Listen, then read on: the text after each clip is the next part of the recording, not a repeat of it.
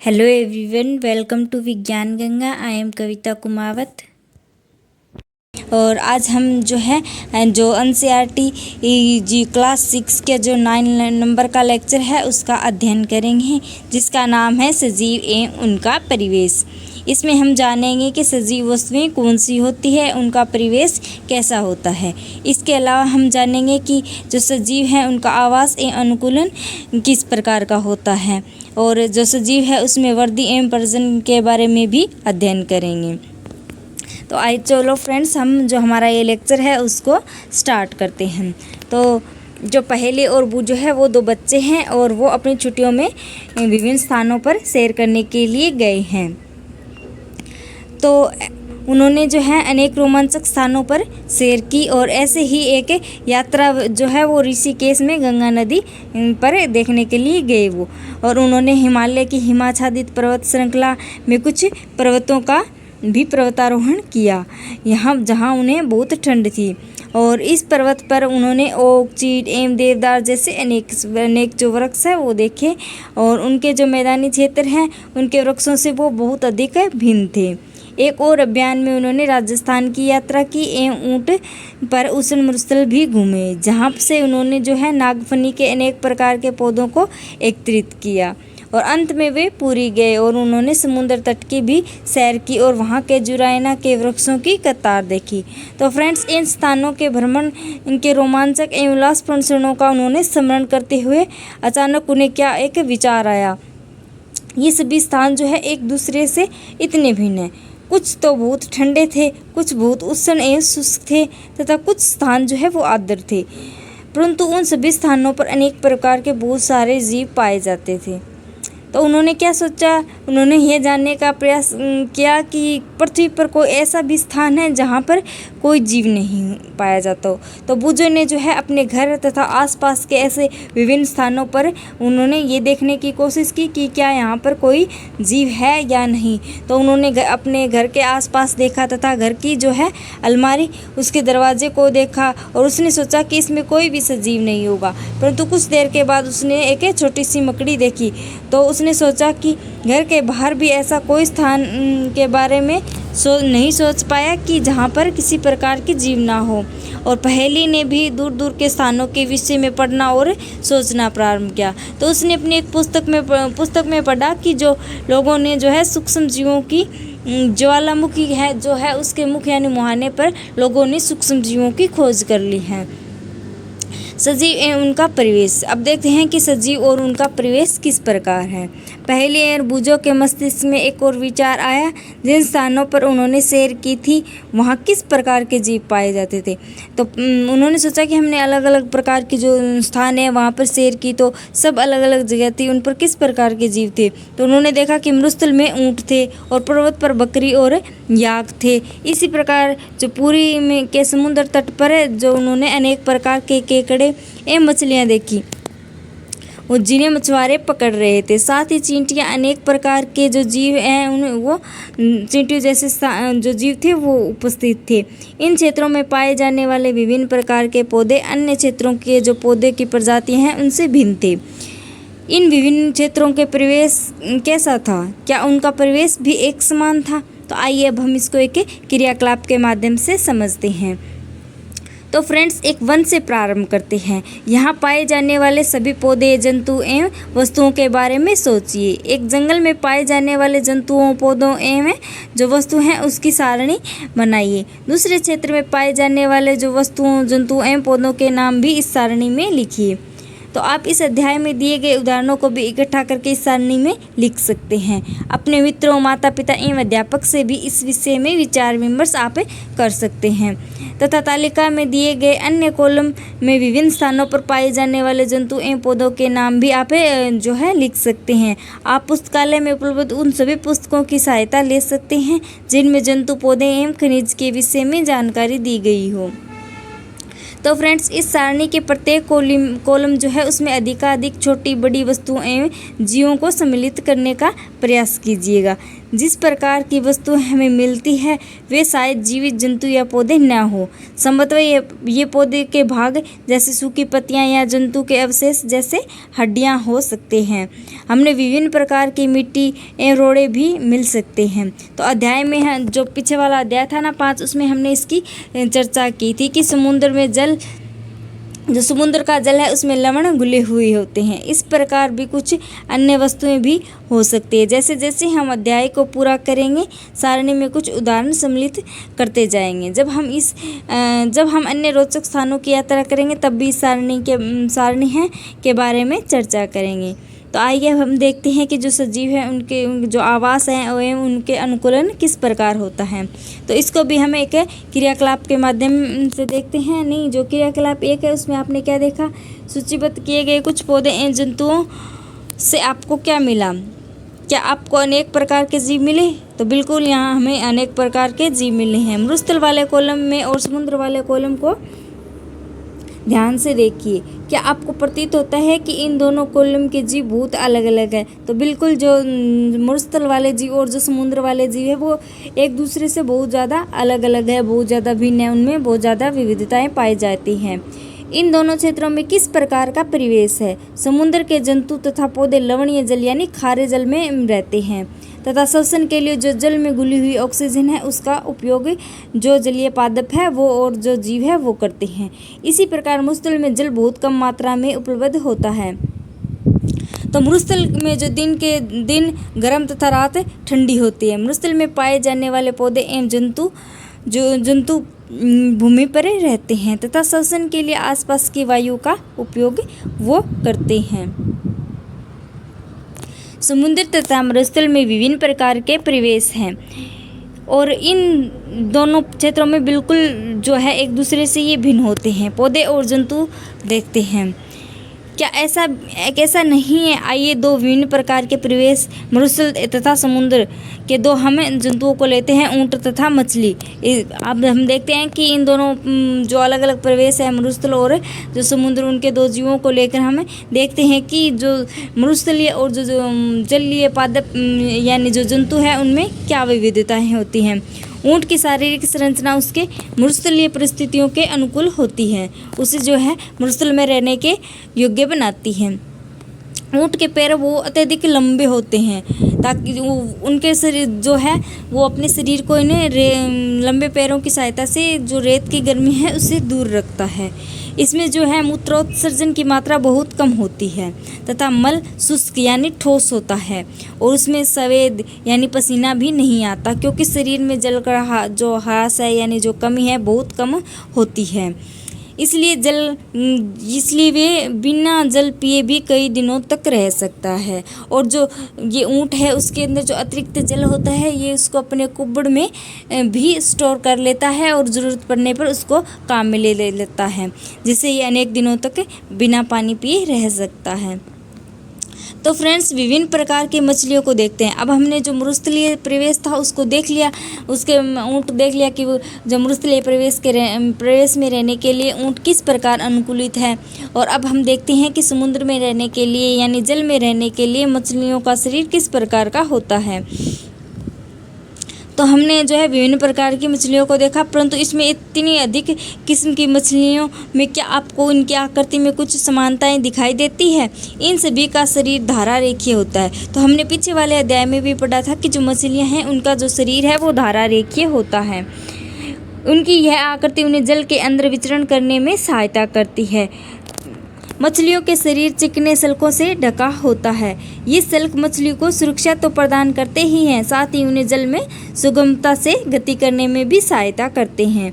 कि मछली के पंख एवं पूंछ जो है वो चपटी होती है, जो उन्हें जल के अंदर दिशा परिवर्तन एवं संतुलन बनाए रखने में सहायता करती है।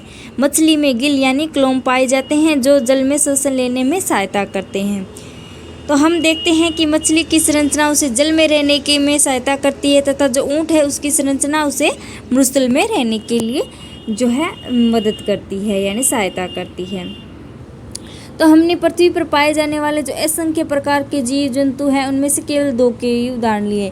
तो विभिन्न प्रकार के जो जीव जंतु पृथ्वी पर पाए जाते हैं, जो मरुस्थल में पाए जाते हैं, जो जल में पाए जाते हैं, उनमें हमने 2 के ही उदाहरण लिए हैं। हम देखते हैं कि जीवों की इन सभी किस्मों में ऐसे कुछ विशिष्ट संरचनाएं होती है जो उन्हें अपने परिवेश में रहने के योग्य बनाती हैं, जिनमें वे प्राय पाए जाते हैं। जिन विशिष्ट संरचनाओं अथवा स्वभाव की उपस्थिति किसी पौधे अथवा जंतु को उसकी परिवेश में रहने के योग्य यानी अनुकूलन बनाती है, तो उसे क्या हम कहते हैं? हम अनुकूलन कहते हैं।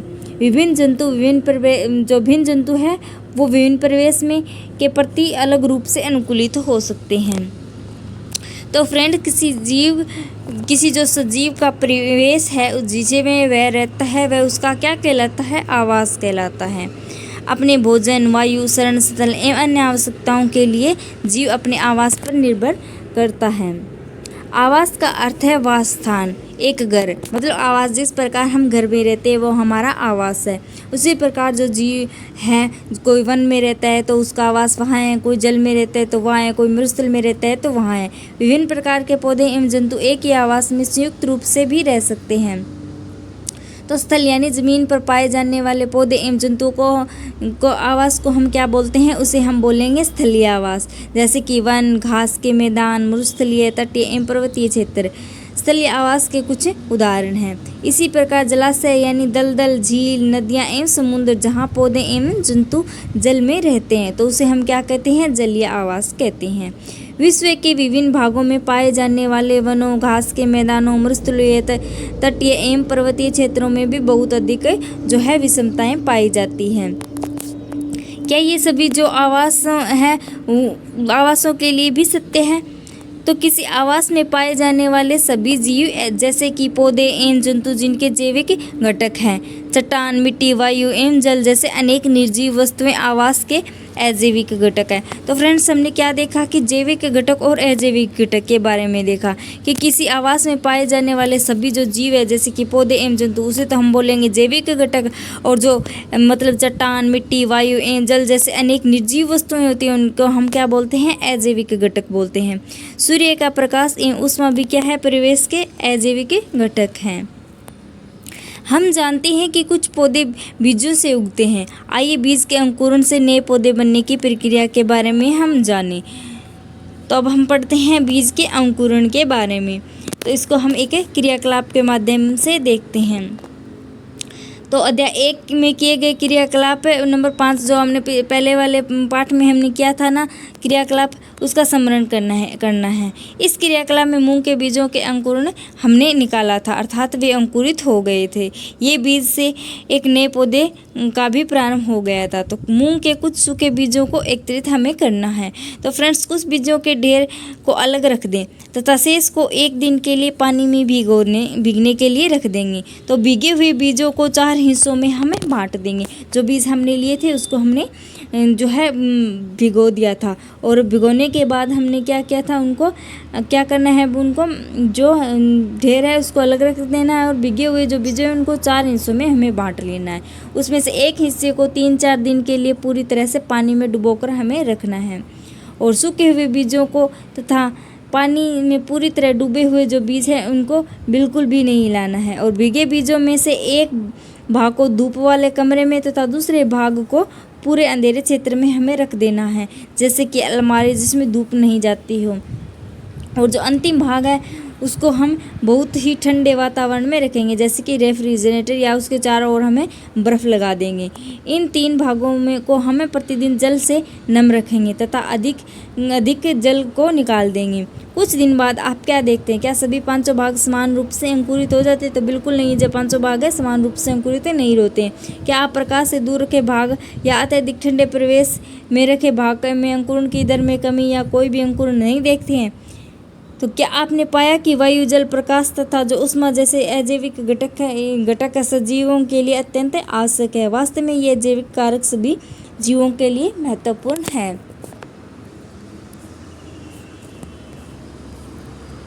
हम देखते हैं कि जो सजीव है बहुत ठंडे और बहुत उष्ण परिवेश में भी पाए जाते हैं। क्या ऐसा नहीं है? ये जीव इस विषम परिवेश में जीवित रहने के लिए किसी विशिष्ट व्यवस्था को अपनाते हैं। यहाँ अनुकूलन काम आता है। तो अनुकूलन अल्पकाल में नहीं होता है, हजारों वर्षों की अवधि में किसी क्षेत्र के अजैविक घटकों में परिवर्तन आते हैं। वे जंतु जो परिवर्तनों के प्रति अपने आप को नहीं ढाल पाते वे मर जाते हैं और केवल वे जीव ही जीवित रह पाते हैं जो अपने आप को जो परिवेश है उसके अनुसार बदल देते हैं या अनुकूलित कर लेते हैं। जंतु विभिन्न अजैविक कारकों के लिए विभिन्न विधियों में अपने आप को अनुकूलित कर लेता है। इसका परिणाम जो है विभिन्न आवासों के जीवों की विविधता का होना है। आइए कुछ आवासों, इनके अजैविक घटकों एवं उनमें रहने वाले विभिन्न जीवों के अनुकूलन का अध्ययन करें। तो हम विभिन्न आवासों के बारे में पढ़ेंगे। तो अब सबसे पहले है कुछ स्थलीय आवास। तो स्थलीय आवास में भी सबसे पहले क्या है? मरुस्थल। अब हम जो है मरुस्थल में रहने वाले जो जीव है और जो पेड़ पौधे हैं उसके बारे में देखते हैं कि वो मरुस्थल के अनुसार किस प्रकार अनुकूलित हैं। तो मरुस्थल के अजैविक घटकों एवं ऊँट के अनुकूलन के विषय में हम पहले ही चर्चा कर चुके हैं। तो जो मरुस्थल में रहने वाला ऊँट है उसके बारे में हम पहले ही चर्चा कर चुके हैं।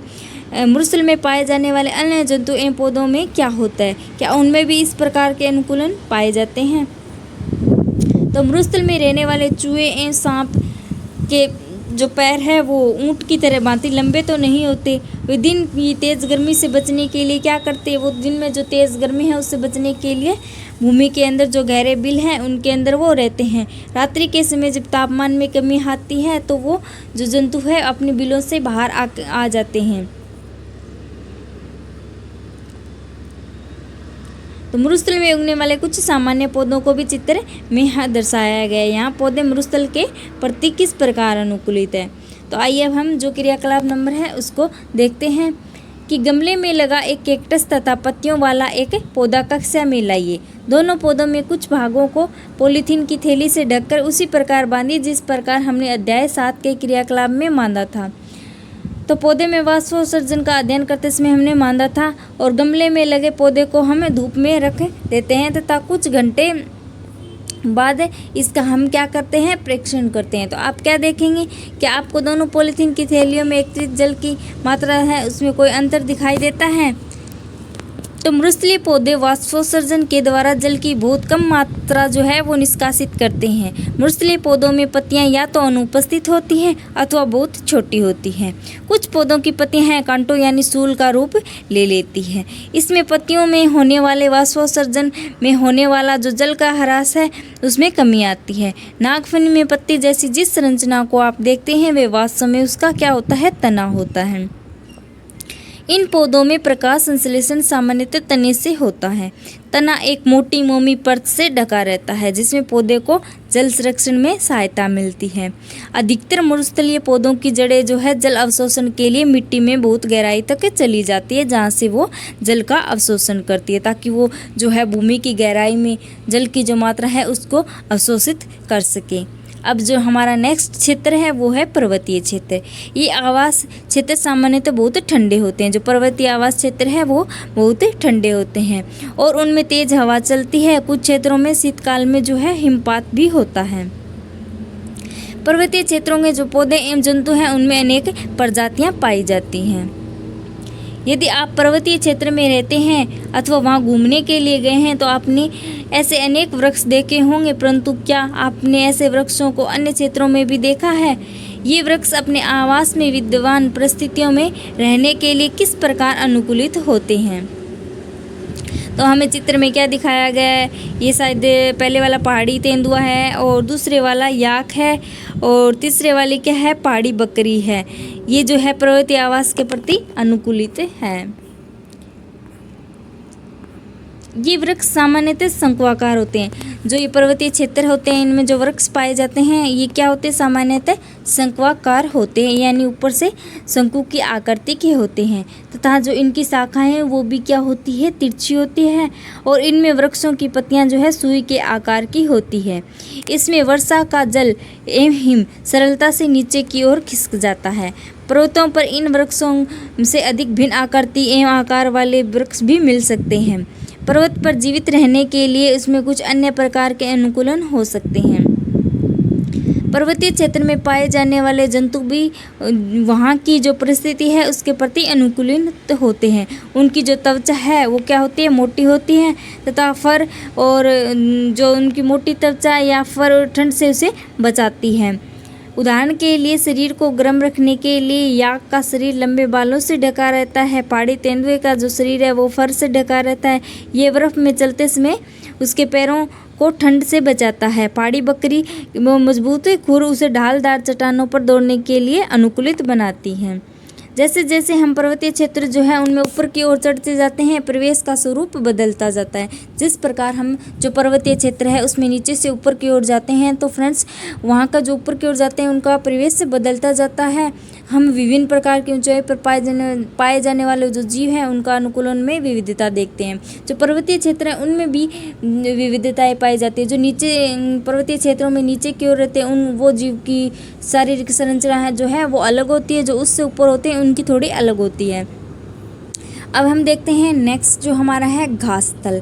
शेर वन में अथवा घास स्थल में रहता है तथा एक ऐसा शक्तिशाली जंतु है जो हिरण जैसे जंतुओं का शिकार कर उन्हें मारकर खा जाता है। और जो शेर होता है ये मटमैले हल्के भूरे रंग का होता है। एक शेरन एवं एक हिरण का चित्र देखिए। हम यहाँ नीचे जो है एक शेर और एक हिरण का हमें चित्र दिया गया है। इन दोनों जंतुओं की आंखें उनके चेहरे पर किस प्रकार स्थित है। तो हमसे ये क्वेश्चन किया गया है कि जो शेर है और जो हिरण है उन दोनों की आंखें हैं वो चेहरे पर किस प्रकार स्थित है। क्या वे चेहरे के सामने हैं अथवा वो पार्श्व में यानी साइड में है। शेर के अगले पैर में नखर लंबे होते हैं जिन्हें वह पद अंगुलियों के अंदर जो है खींचकर छिपा लेता है तथा शेर की यह संरचना उसे जीवन यापन में सहायता करती है। पैर की जो अंगुलियां होती हैं पैर की उनके अंदर नखर पाए जाते हैं और जो उन्हें शिकार करने में तथा शिकार का चीरफाड़ करने में सहायता करते हैं। ये उन्हें जो जीवन यापन है उसमें इससे सहायता मिलती है। उसका मटमैला हल्का भूरा रंग शिकार के दौरान उसे घास के जो सूखे मैदान है उसमें छिपाने में सहायता करते हैं और शिकार को पता भी नहीं चलता। चेहरे के सामने की आंखें उनसे वन में दूर तक शिकार खोजने में सहायता करती है। अब यहाँ पर दिए गए हैं ये पहले वाला जो चित्र है ये शेर का है। इसकी जो आंखें हैं वो एकदम सामने होती है और जो नेक्स्ट चित्र है हमारा डायग्राम दिया गया है वो किसका है, हिरण का है। उस हिरण की जो आंखें होती हैं वो उसके साइड में यानी पार्श्व में होती है। एक दूसरा जंतु हिरण है जो वन या घास तल में रहता है। पौधे के कठोर तनों को चबाने के लिए इसके मजबूत दांत होते हैं। हिरण को अपने शिकारी शेर जैसे जंतु जो उसको अपना शिकार बना लेते हैं कि उपस्थिति की जानकारी आवश्यक है ताकि वह उसका शिकार न कर सके और वहां से भाग जाए। उसके लंबे कान उसे शिकारी की गतिविधियों की जानकारी देते हैं। उसके सिर के पार्श्व के दोनों ओर स्थित प्रत्येक आंख जो है प्रत्येक दिशा में देखकर खतरा महसूस कराती है। हिरण की तेज गति उसे शिकारी से दूर भागने में सहायता करती है। शेर, हिरण एवं अन्य जंतु एवं पौधों में और भी बहुत सी जो विशिष्ट संरचनाएं होती है वो पाई जाती है जो उन्हें उनके आवास में जीवित रहने के योग्य बनाती है। तो अब हम देखते हैं कुछ स्थलीय आवास कुछ जलीय आवास। पहले हमने पढ़े थे स्थलीय आवास और अब हम जानेंगे कुछ स्थलीय जो जलीय आवास है उसके बारे में। सबसे पहले है समुद्र। समुद्र में रहने के लिए मछली के अनुकूलन के विषय में हम चर्चा कर चुके हैं। तो दूसरे भी बहुत से समुद्री जंतु हैं जिनके शरीर भी धारा रेखीय होता है जिनसे वे जल में सुगमता से चल सकते हैं। स्क्विड एवं ऑक्टोपस जैसे कुछ जो समुद्री जंतुओं का शरीर है आमतौर पर धारा रेखीय नहीं होता है। वे समुद्र की गहराई में तलहटी में रहते हैं तथा अपने और आने वाले शिकार को पकड़ते हैं। जब वे जल में चलते हैं तो अपना शरीर को धारा रेखीय बना लेते हैं। जल में सांस लेने के लिए उनमें गिल यानी क्लोम होते हैं। डॉल्फिन एवं जो व्हेल है जैसे कुछ जंतुओं में गिल नहीं होते। ये सिर पर स्थित जो नसा छिद्र यानी जो नसा द्वार है अथवा वात छिद्रों के द्वारा श्वसन लेते हैं। ये जल में लंबे समय तक बिना श्वास लिए भी रह सकते हैं। ये समय समय पर समुद्री स्थायी यानी जल से बाहर आते हैं और बाहर आकर ये क्या करते हैं, श्वसन छिद्रों के द्वारा जल से बाहर निकलते हैं और श्वास द्वारा स्वच्छ वायु को अंदर भरते हैं। क्या आपने कभी दूरदर्शन अथवा समुद्री जीव पर चलचित्र में डॉल्फिन के किसी रोचक क्रिया को देखा है? अब जो हमारा नेक्स्ट है तालाब एवं झील। क्या आपने तालाब, झील, नदी एवं नालों के पौधों को उगते हुए देखा है? यदि संभव हो तो सीमावर्ती किसी तालाब का भ्रमण कीजिए और वहाँ दिखाई देने वाले कुछ पौधों को बाहर निकाल लीजिए। इन पौधों की पत्तियां, तने एवं जड़ें किस प्रकार व्यवस्थित है? तो आपको अध्ययन करना है जो झील है, जो तालाब है, उसके अंदर पाए जाने वाले कुछ पौधे हैं, उसकी पत्तियां, तने और जड़ें किस प्रकार होती हैं। इसमें से कुछ पौधों की जड़ें हैं वो जलाशय की तलहटी में मिट्टी में स्थिर रहती है। कुछ पौधे तो जो है जलीय आवास के ऐसे होते हैं कि उनकी जो जड़ें हैं वो मिट्टी, जो जल के अंदर मिट्टी होती है उसके अंदर स्थिर रहती है। और स्थलीय पौधों में जड़ें जो है मिट्टी से जल एवं खनिज पोषकों के अवशोषण का एक महत्वपूर्ण कार्य करती हैं। परंतु जलीय पौधों की जड़ें आकार में बहुत छोटी होती हैं एवं इनका मुख्य कार्य पौधे को तलहटी में जमाए रखना होता है। तो जो जलीय पौधे हैं उसकी जो जड़ें होते हैं उसका मुख्य कार्य क्या होता है कि जो पौधे हैं उसको तलहटी में जमाए रखना होता है। इन पौधों का तना लंबा, खोखला एवं हल्का होता है। तना जल की सतह पर वृद्धि करता है जबकि पत्तियां एवं फूल जल की सतह पर पलवन करते रहते हैं। जो ये जलीय पौधे होते हैं इसका तना कोमल, खोखला होता है, ये जल के अंदर इधर उधर लहराता सा ही रहता है। और जबकि इनकी पत्तियां एवं फूल है जल की सतह पर ये भी जो है पलवन करते रहते हैं। कुछ जलीय पौधे जल में पूर्ण रूप से डूबे रहते हैं। कुछ जलीय पौधे ऐसे भी होते हैं जो जल में पूरी रूप से डूबे रहते हैं। ऐसे पौधे में सभी भाग जो है जल में ही वृद्धि करते हैं। इसमें से कुछ पौधों की पत्तियां संकरी एवं पतली रिबन की तरह दिखाई देती है। यह बहते हुए जल में सरलता से मुड़ जाती है। कुछ अन्य जलमग्न पौधों की पत्तियां जो है बहुत अधिक विभाजित होती हैं। इसमें जल इनके बीच में रहता है और पत्ती को जो है कोई भी क्षति नहीं होती है। मेंढक आमतौर पर तालाब में पाया जाने वाला एक जंतु है। यह तालाब में जल एवं स्थल दोनों पर रह सकता है। इसके पश्चपाद लंबे एवं मजबूत होते हैं जो उसे छलांग लगाने एवं शिकार पकड़ने में सहायता करते हैं। इसके पश्चपाद जो है जाल युक्त पदांगुलियों इसमें होती है जो उन्हें तैरने में सहायता करती है। अब हम देखते हैं हमारे आसपास के जीव। जो हमारे आसपास के कुछ जीव हैं उसके बारे में हम अध्ययन करते हैं। हमने विभिन्न आवास क्षेत्रों की यात्रा की तथा अनेक पौधों एवं जंतुओं की चर्चा की। क्रियाकलाप 1 में हमने विभिन्न परिवेश में पाए जाने वाले जंतु, पौधों एवं जो वस्तु हैं उसकी सूची बनाई। कल्पना कीजिए कि यदि हम जानना चाहें कि हमारी सूची में सजीव में कौन से उदाहरण हैं। आइए वन में पाई जाने वाली वस्तुओं के विषय में सोचेंगे, जैसे कि वृक्ष, आरोही लता, विसर्पी लता, छोटे बड़े जंतु, सर्प, कीट, चट्टान, पत्थर, मिट्टी, जल, वायु, सूखी पत्तियां, मर्त जंतु, छत्रक एवं काई।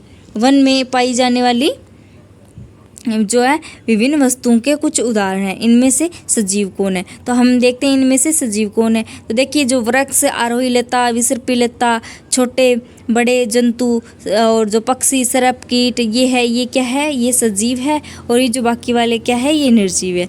अपने चारों ओर पाई जाने वाली जो विभिन्न वस्तुओं के विषय में सोचिए तथा उन्हें निर्जीव एवं सजीव समूह में बांटिए। अब हमें क्या करना है? आसपास पाई जाने वाली कुछ जो वस्तु हैं उनको देखना है, उसमें देखना है, छांटना है कि कौन से सजीव है और कौन से निर्जीव है।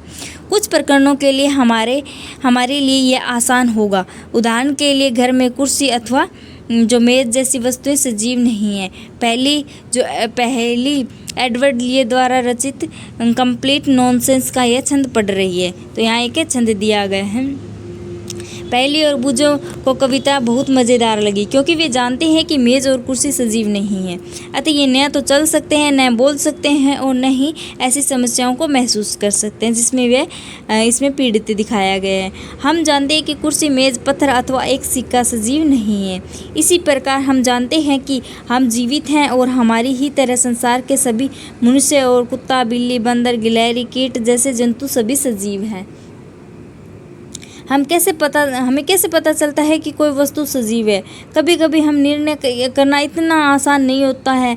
हम कहते हैं कि पौधे सजीव है, परंतु वे कुत्ते अथवा कबूतर की भांति चल नहीं सकते।